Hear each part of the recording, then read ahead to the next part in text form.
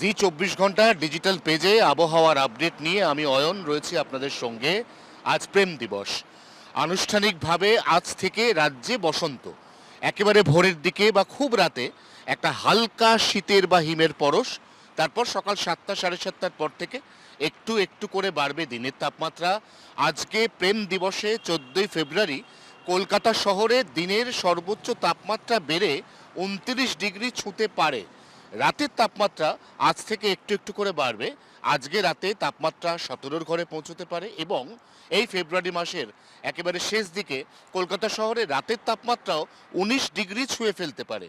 ফেব্রুয়ারির শেষ দিকে কলকাতায় দিনের তাপমাত্রা 32 থেকে 33 ডিগ্রির ঘরে পৌঁছতে চলেছে বলে এখনো পর্যন্ত পূর্বাভাস আলিপুর আবহাওয়া দফতরের।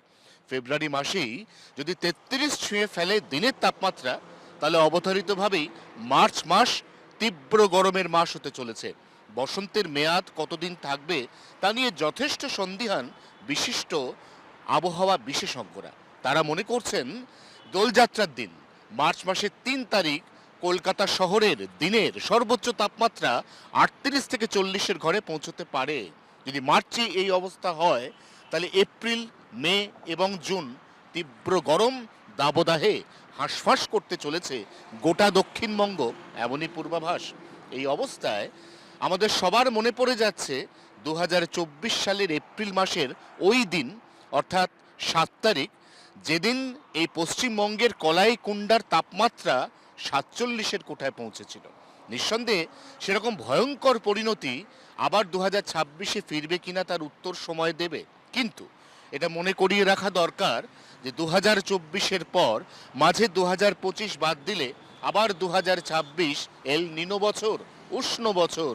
তীব্রতর হবে গরম, অনেকটাই কমে আসবে বৃষ্টির পরিমাণ এবং গত বছর অর্থাৎ 2025-এর মতো এরকম দীর্ঘমেয়াদী স্থায়ী কনকনে হাড় কাঁপানো শীত খুব সম্ভবত 2026 পাবে না। এই অবস্থায় আলিপুর আবহাওয়া দফতর এবং বিশিষ্ট আবহাওয়া বিজ্ঞানীরা বারবার মনে করিয়ে দিচ্ছেন যে তীব্র গরম আসতে চলেছে।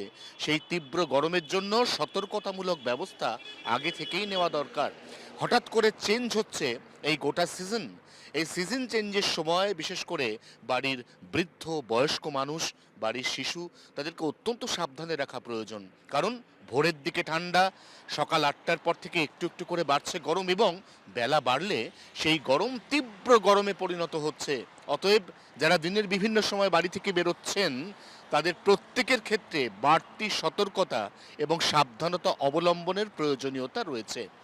2026 সালের গরম বেশ তীব্রতর হবে এটা ধরে নিয়ে ইতিমধ্যেই নয়াদিল্লির মৌসুম ভবন যে লং টার্ম ফোরকাস্ট বা পূর্বাভাস জারি করেছে, তাতে দেখা যাচ্ছে এবছর জুলাই মাসে কাঙ্ক্ষিতভাবে বর্ষা আসার যে শিডিউল, এই শিডিউলও কিছুটা ইতর বিশেষ হতে পারে। বর্ষার আসা কিছুটা বিলম্বিত হতে পারে, বিলম্বিত হতে পারে বর্ষার বিদায় নেওয়াও। অতএব যতদিন না পর্যন্ত বর্ষা আসছে ততদিন পর্যন্ত, অর্থাৎ জুন মাসের একেবারে শেষ লগ্ন বা জুলাই মাসের প্রথম সপ্তাহ পর্যন্ত এই তীব্র গরমই ভবিতব্য হতে চলেছে গোটা রাজ্যবাসীর। জি 24 ঘন্টার জন্য ক্যামেরায় অরিন্দমের সঙ্গে অয়ন, কলকাতা।